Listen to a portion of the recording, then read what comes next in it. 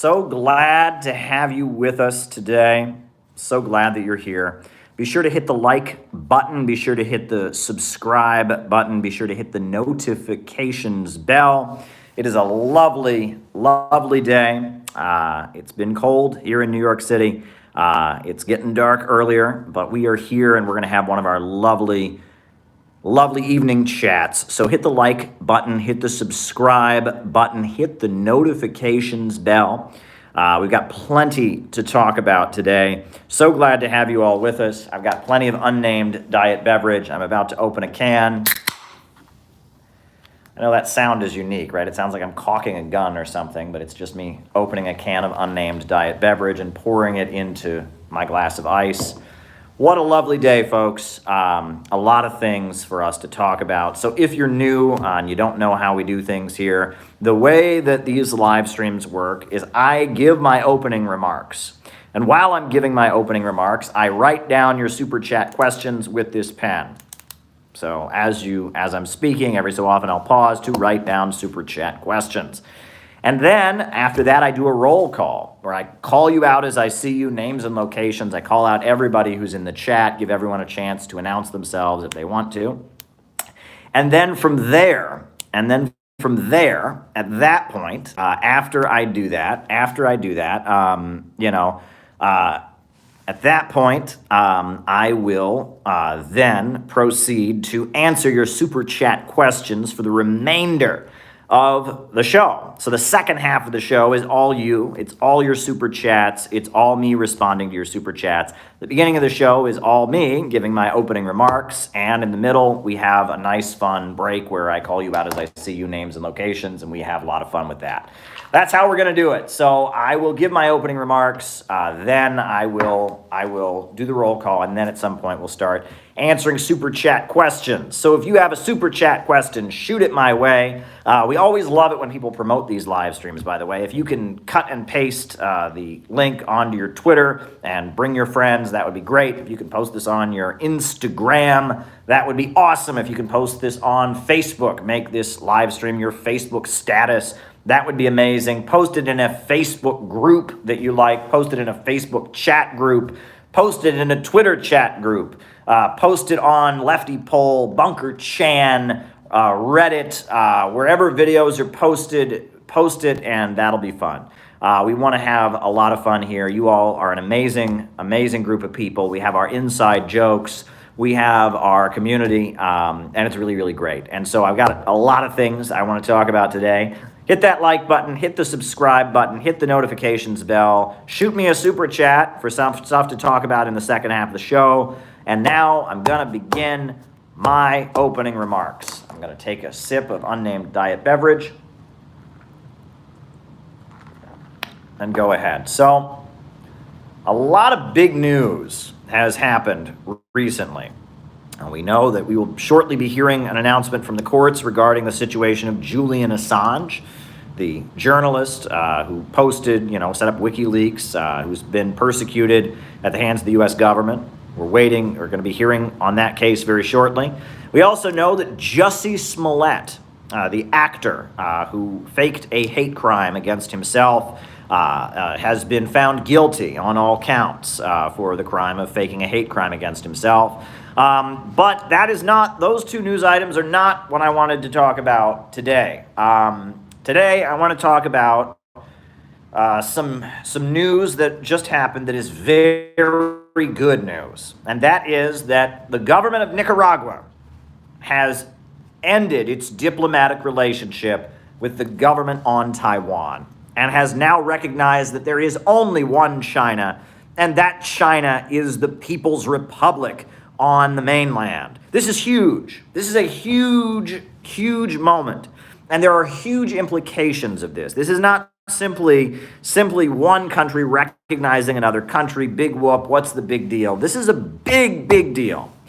And if you're somebody who's watching this and you're not familiar with geopolitics, that's okay. They don't teach us about geopolitics in the United States. They want us as unplugged in as possible. They want us tuned out. But this is a really big development that is going to impact the lives of millions of people. And this is a really, really good thing.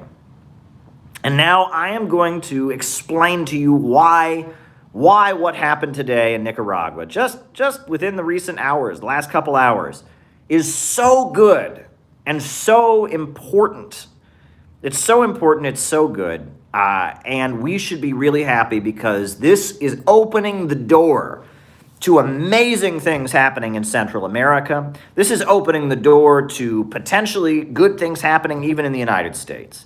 This is good for China. This is good for Nicaragua. This is good for Honduras. This is good for Guatemala. This is good for Mexico. This is good for that whole region. This is good for the whole world.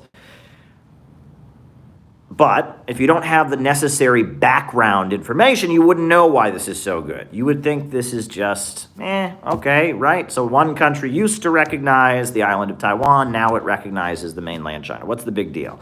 This is a huge deal. This is a huge deal. And I will explain to you why. Nicaragua is an impoverished country in Central America. 1979, they had a revolution. A US-backed dictator named Somoza was toppled by a revolutionary movement of the people. The dictator Somoza, who was backed and armed by the United States, who had tortured and killed his own people, who, had squandered all the money, from an earthquake. There was a horrendous earthquake in Nicaragua in the early 70s. A lot of people donated money to Nicaragua, and he squandered it all away for his inner circle, and the people remained, impoverished and suffering and didn't get any of the relief. It was an awful US-backed authoritarian regime that was keeping Nicaragua poor. Then in 1979, there was a revolution, and a coalition called the Sandinistas, the National Liberation Front of the Sandinistas, the Sandinista National Liberation Front, the FSLN, took power. And they created a new government. And it was a socialist government. Now, it was not a classically Marxist-Leninist government. There were different factions within the Sandinista National Liberation Front. There were hardline Maoist and Marxist-Leninist communists. They were kind of socialistic, social democratic forces. There were a lot of religious folks, a lot of Roman Catholic priests. There was something called the People's Church, which was a kind of social justice-oriented movement among the Catholic Church. All of them came together and they toppled the authoritarian regime backed by the United States, and they took power in Nicaragua. And immediately they started redistributing land to the people. They brought in Cuban literacy volunteers to start teaching people to read. And they built hospitals. They started trying to improve people's lives. And of course, the United States government did not approve of the Sandinistas.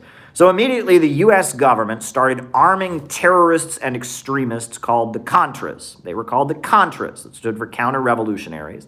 They were trained in the United States, many of them at a place called the School of the Americas in Georgia. They were trained to try and tear down the government of Nicaragua. They bombed the harbors, in Nicaragua to, prevent ships from going and delivering goods. They burned healthcare clinics. They murdered literacy campaign volunteers. They were just a vicious bunch of folks, the Contras, they were called. Not nice people. And while they were killing people across Nicaragua, burning schools and hospitals, executing Cuban literacy volunteers, murdering priests and nuns, while they were committing these horrendous atrocities, they were also selling cocaine. They got into the cocaine business. And the CIA, we now learn because of the work of the journalist Gary Webb, the CIA was helping them to get involved in the cocaine business. They were bringing crack.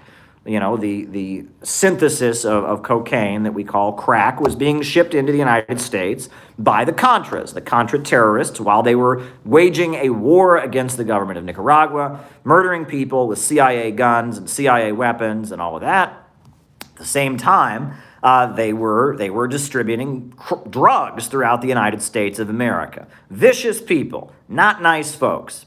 Now, because of the fact that the Sandinistas specifically were targeting Roman Catholic priests, because the Sandinistas had a lot of Roman Catholic priests and a lot of support among the Roman Catholic Church, because of that, there was opposition to U.S. policy in Nicaragua from the Catholic community. The Vatican condemned the United States for supporting the Contras, for example. Many European countries called on the United States to stop supporting the Contras.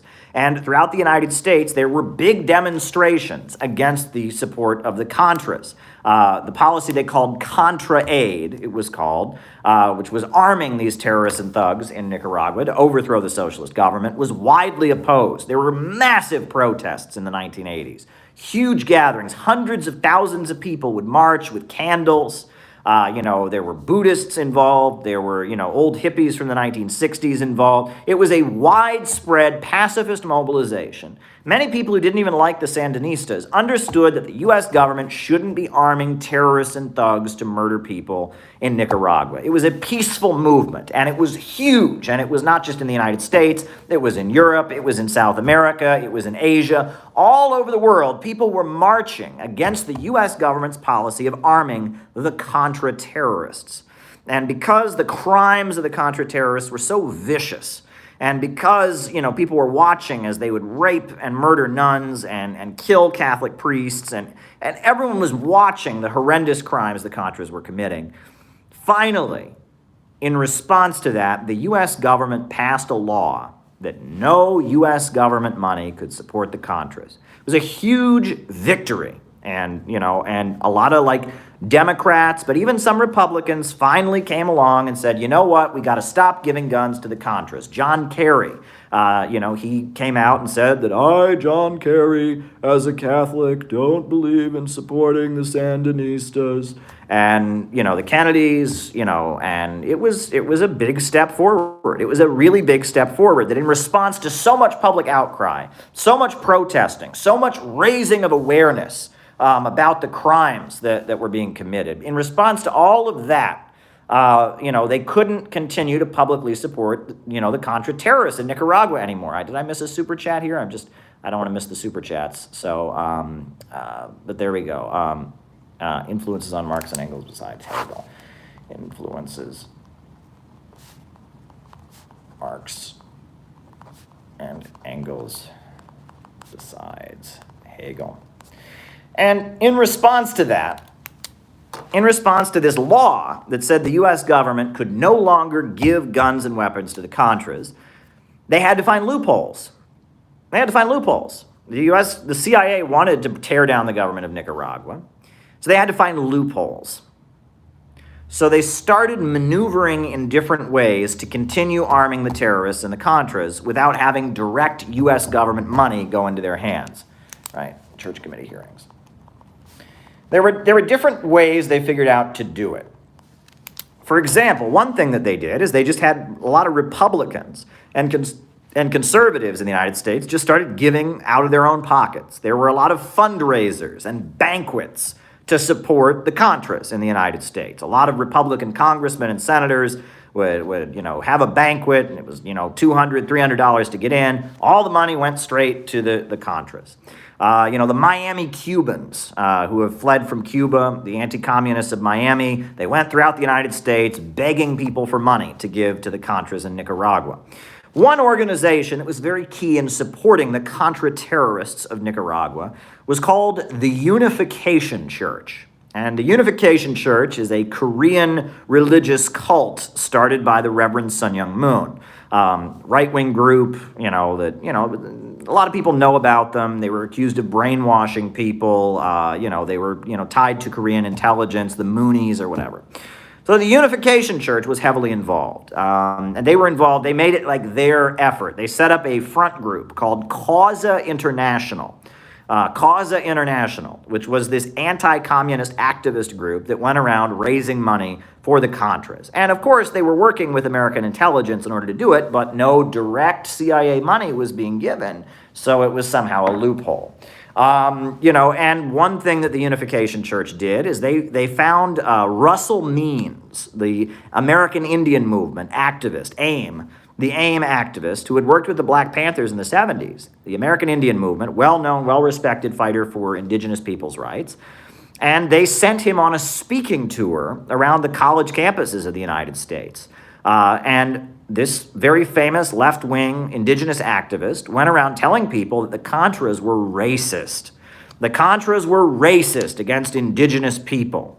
And so Russell Means, this Native American activist, he went to Nicaragua and he made these documentaries, and he went around the country, being paid for by the Unification Church and Causa International, telling people, oh no, you can't support a socialist government in Nicaragua. Oh no, you can't stand against a U.S. government regime change operation, because if you do that, you're racist, right? Does this sound a little bit familiar? This is classic synthetic left stuff. That was going on. Now, we have the documents, it's been revealed, that at the same time this was going on, the U.S. government was planning to get Native Americans in Nicaragua murdered. They were planning to set up a situation where there would be a massacre of Native Americans so they could demonize the Sandinistas on the basis of that. Unbelievable. Unbelievable. This Native American activist was working with the CIA. At the same time, they were trying to set up a massacre of indigenous people. I mean, it was ridiculous to show the hypocrisy there. And Ward Churchill, who's now one of the famous scholars, one of the most famous scholars of Native American studies, he was Russell Means' speechwriter when Russell Means was working with the Unification Church and working with the CIA, trying to demonize the government of Nicaragua. And that's how he became what he is, the prominent Native American scholar that he is, Ward Churchill. That's how he rose up in the field of Native American studies. It was by working with American intelligence. And he even wrote articles in academic journals talking about why it was a good thing to work with the CIA, because Marxism is a racist European ideology. I mean, it just shows you all of that. So this was going on. Now, while this was happening, while the war was taking place, it's important to note that the Unification Church, which is this religious cult, they own the Washington Times, which is a right-wing newspaper in Washington, D.C. They own United Press International, which is a newswire service that is in the United States. The Unification Church was part of something set up by the government on Taiwan. And this is where it gets interesting. There is something set up by the government on Taiwan by Chiang Kai-shek, right? Chiang Kai-shek was the leader of the KMT Kuomintang government in China. After Mao won the revolution, he fled to the island of Taiwan and declared the government on Taiwan, called itself the Republic of China, claimed to represent all of China. Chiang Kai-shek, his government on Taiwan, set up an international organization called the World Anti-Communist League. The World Anti-Communist League. And it was a collection of fanatical right-wing anti-communists. You had the KMT, the Kuomintang from Taiwan. You had Reverend Sun Myung Moon from South Korea. You had various, supporters of Pinochet, people tied in, Gramsci, people tied in with right-wing governments around Latin America, all kinds of fanatical anti-communists, people tied in with literal fascists and Hitler admirers, Japanese, imperialists and Japanese gangsters and criminals. It was this network set up to fight communism by the government on Taiwan, the World Anti-Communist League.